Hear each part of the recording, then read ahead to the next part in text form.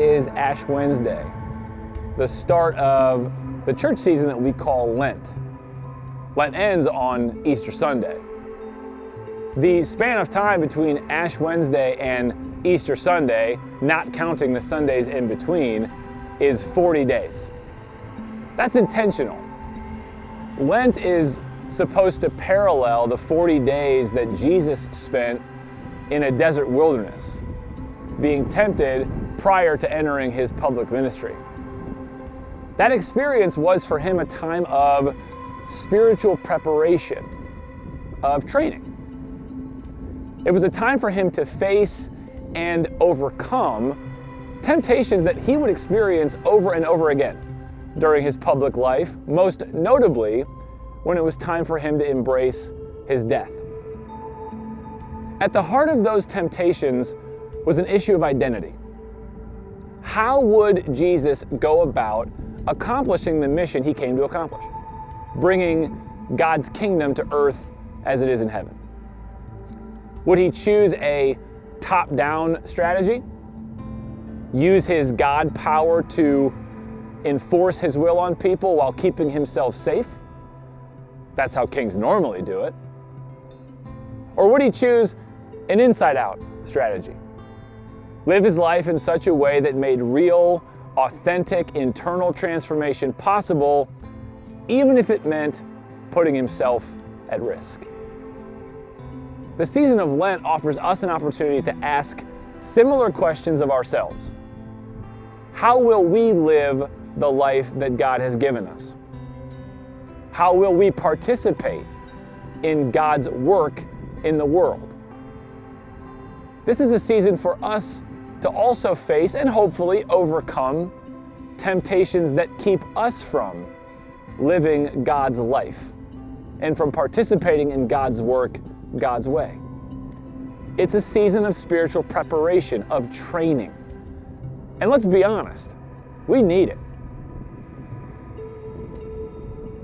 We're calling this teaching series during Lent Paradox because the events that Lent move us toward, or Jesus' death and resurrection, are a paradox. The central claim of the Christian faith is that somehow Jesus' death brings life to the world. And furthermore, the way that you and I experience full and abundant life is by walking in the same self-denying, self-sacrificing way of Jesus. But the Christian faith is a paradox. Life comes through death.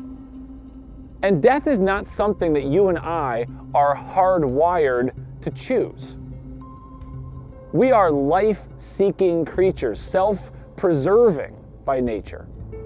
And the most natural way for us to experience life, we think, is by addition. Gain more, buy more, have more, do more. Ultimately to be more. More likes, more followers, more fans. The more money we have, the more power we have, the more influence we have, the more good we can do. You know, recently there was a national lottery that was worth $1 billion. $1 billion. Naturally, that became the topic of several conversations during the course of the week. It was interesting listening to people fantasize about how much good they would do in the world if they had that much money. Because it's easy, it's fun to fantasize about how much good you would do when doing good is safe and easy.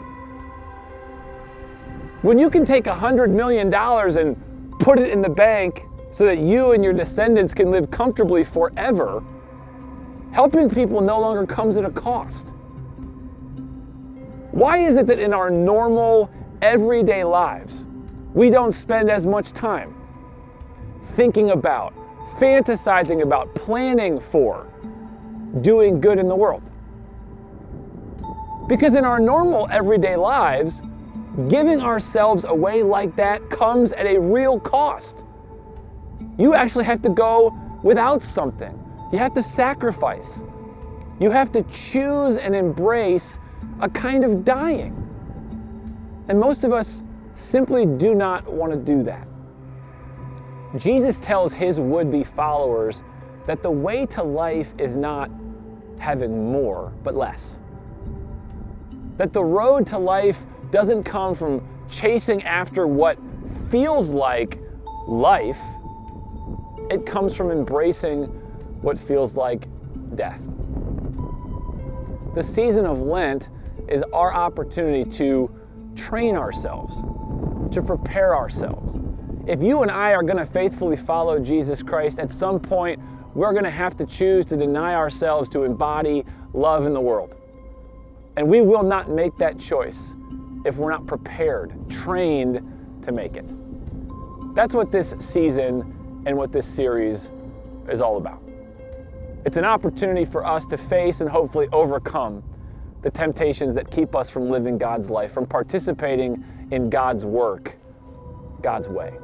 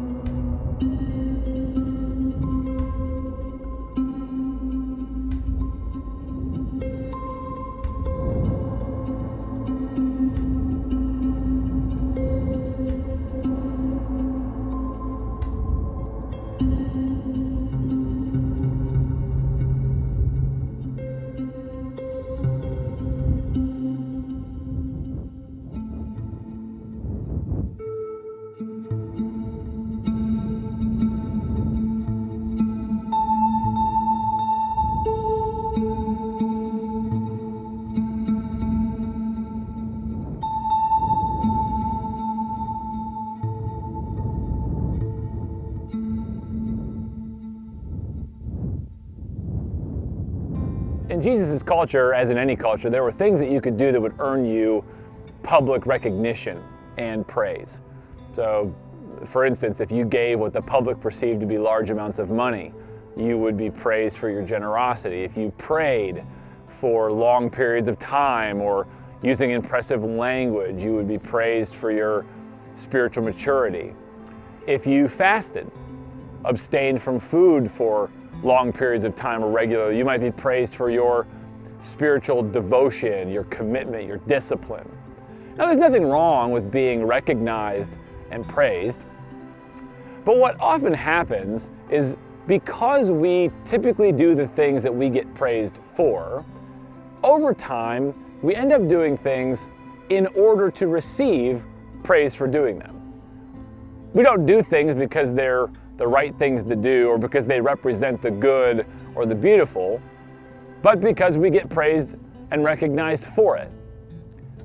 The reason that the church chooses this text to begin the season of Lent is because the essential temptation, the thing that Jesus faced in the desert, the temptation that we consistently face that keeps us from living God's life, is the temptation to self-promotion. The gain more, buy more, do more, have more, at its heart is that we sense we need to be more. There needs to be more of us. Jesus says that is a way of life seeking that actually leads to death. In a couple of ways that you will understand and maybe you've even experienced. One is that the way of self-promotion dehumanizes the one seeking the approval. That if you make it your primary motivation to earn or receive praise and approval from other people, who you are, how you come to think of yourself becomes dependent on the way that other people sort of mirror back to you. Like life becomes a shell.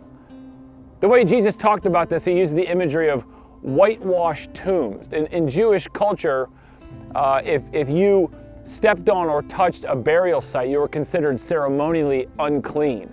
You wouldn't be allowed to participate in religious rituals. So what they would do is they would scrub down the tombs and the burial sites so that they would stand out, especially at night, so you could avoid touching them or stepping on them. I mean, the imagery is pretty clear. On the outside, you can look nice and shiny, but on the inside, you're just a rotting corpse. When you pursue the way of self-promotion, you can dress up the outside. You can look nice and pretty on the outside in order to get the approval that you want and never actually have to address issues on the inside. What's going on in your heart and in your mind, where real life happens. The way of self-promotion kills your soul. But it also destroys your relationships. When you pursue the way of self-promotion, relationships become transactional. You agree to do the things that people approve of, and they agree to approve, no matter what those things are. And transactional relationships are fragile. If at any point someone decides to violate the terms of the agreement, the relationships dissolve. You never get to experience relationships for what they're really supposed to be, and that's covenantal commitments. See, Lent's a season that asks us to evaluate what motivates us. What's our central motivation? Why do we do what we do? Why do we seek what we seek? Why do we want what we want?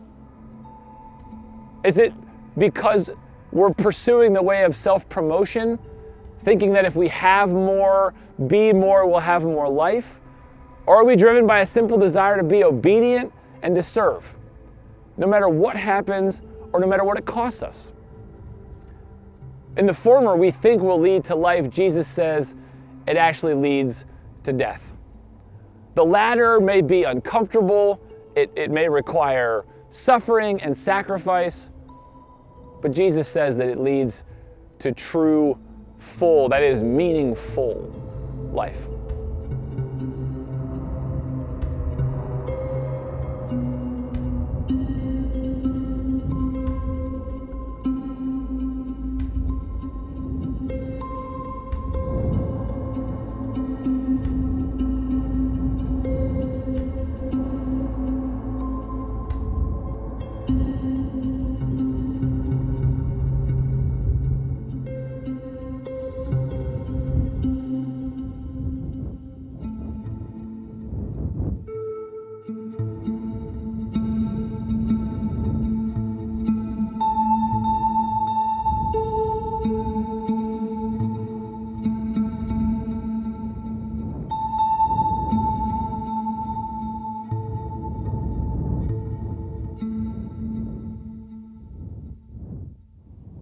I can't speak to other times and spaces, but it feels like today the need for very serious spiritual training is pretty high.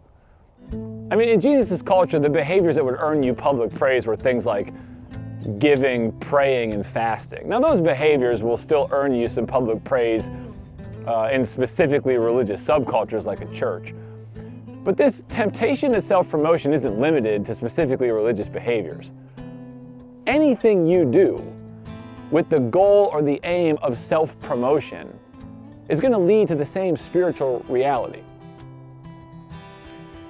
It's ironic that you're watching this in digital space. I want you to think about the world in which you live. In today's digital culture, almost nothing can be done without the prospect or the enticement of public praise and approval. I mean, why do we spend so much time posting comments and videos to social media platforms like Facebook and Twitter and Instagram and TikTok? I mean, did a billion people wake up today primarily driven to use their social media platforms to help people? I mean, that certainly happens, but we all know that what primarily drives us in social media is this intoxicating desire to be known. There's an entire generation of people growing up who are learning that what it means to have life is to have more followers, more fans, more likes. They are driven by getting responses to things that they post. They're devastated when people don't like it or hate on them in the comment sections. They quite literally dream about a post going viral. That in our culture, it's almost as if you're not putting stuff out on social media platforms for public recognition, that you don't even exist. I think what I'm trying to communicate is that very little today can be done without the possibility of being publicly recognized and praised for it. And when you live in a world like that, the temptation to seek it is overwhelming. Maybe 1,000 years ago, if I did something, I'd be lucky if it got around my village. Today, I have something in my pocket that presents me with the opportunity of putting something out there where instantaneously I could become a celebrity. That kind of world requires a certain kind of spiritual maturity that most of us don't have. I mean, isn't that why as parents we kind of agonize over, when to get our children a phone or when to allow them on social media? I mean, we know that in this world they're going to need a phone, and like I just said, to not be on social media is almost to not exist. But we also understand that the average 11-year-old or 12-year-old is not spiritually and psychologically ready to deal with how intoxicating it is to be in those spaces. That just endless pursuit of wanting people to see us and know us and like us and applaud us and approve of us. The temptation in today's culture for seeking approval, it's overwhelming. And again, there's nothing wrong with being recognized. There's nothing wrong with being praised. But it is spiritually lethal to want it, to seek it. That's why Jesus tells his disciples to do things in private. Give, pray, fast. But if you're going to give in a way that people don't know you're doing it. Pray in private. Fast in such a way that the way you carry yourself, nobody would know you're doing it. Resist the temptation to self-promote at every turn. That's at the heart of resisting the temptations of self-promotion during this season of Lent. It's not just restricted to specifically religious activities. That someday, we are going to have to choose the way of self-denial, of self-sacrifice, in order to embody God's love in the world. And we're not going to make that choice if we don't train ourselves to make that choice. During this season of Lent, we're given the opportunity to, at every turn, reject the impulse to self-promote.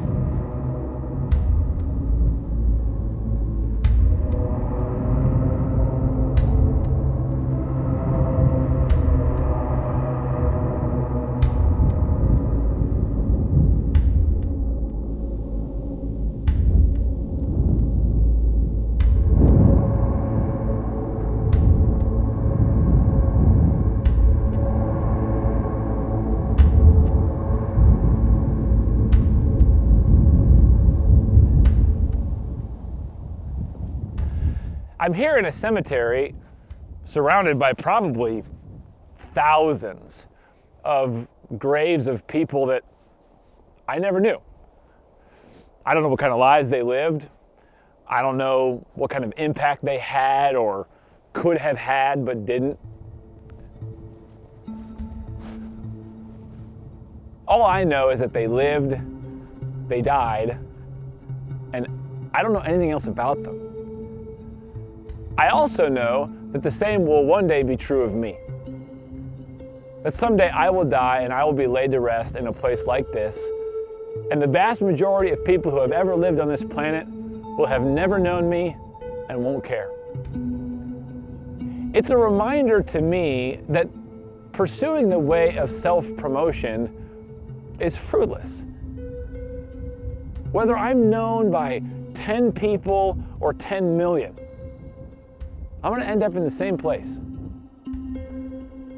seeking the way of self-promotion is just going to end up killing my soul and destroying my relationships. Jesus' advice and model is, instead of choosing the way of self-promotion, to choose the way of self-denial, self-sacrifice, to use his words, to take up my own cross and to follow him. It may be uncomfortable. It may result in some suffering, but paradoxically, you end up experiencing full and abundant life. Lent is an opportunity for you and I to lean in to the Jesus way, to resist the temptation to self-promote, and to choose instead to be motivated by a simple desire to be obedient and to serve, to give our lives away for the sake of others. So I'm going to invite you to do some things during this season. If you don't already, if giving is not a part of your life, if you do not build your financial life around using what you have to give to others, I'm going to encourage you over the next 40 days to start. Take a percentage of what you have and give it away. Learn to live on less and to build your financial identity around using what you have to help others, not just to help yourself. If you don't pray, start. I wish we had more time. We'd talk about how to do it, but it's not that hard. Prayer, at the end of the day, is about cultivating a simple trust in God. It's learning to rest in your limitations and trust in God with your life. Maybe try fasting. Maybe give something up that you really like, or maybe you even feel like you need. Learn to curb your appetite.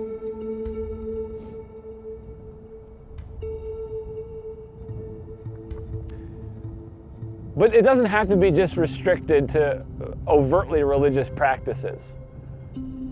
Denying the way of self-promotion can be applied anywhere. Take our social media example. Maybe over the next 40 days, just don't post anything.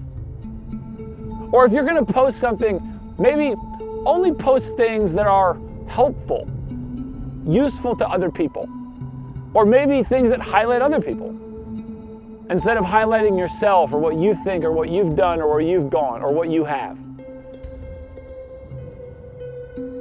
The point here is that over the next 40 days, embrace the opportunity for spiritual preparation, for training. Actively resist the temptation to self-promotion. Lean into the Jesus way. Engage in some practices that are going to train you so that when the day comes and you really have to embody the love of Christ in the world, you will have trained yourself. You will have prepared yourself to do it. Lent is an opportunity for you and I to face down the temptations that Jesus faced, and hopefully to begin to learn how to overcome them, so that we can become the kinds of people God desires us to be, that we can experience the full and meaningful life God created for us to have, but so also that through us, life can come to others. That's the paradox of the Christian faith. It's a paradox that's seen in places like cemeteries, this juxtaposition of life and death. Life comes through death. Lent is our opportunity to train ourselves to choose dying to ourselves so that we can experience and embody the life of God.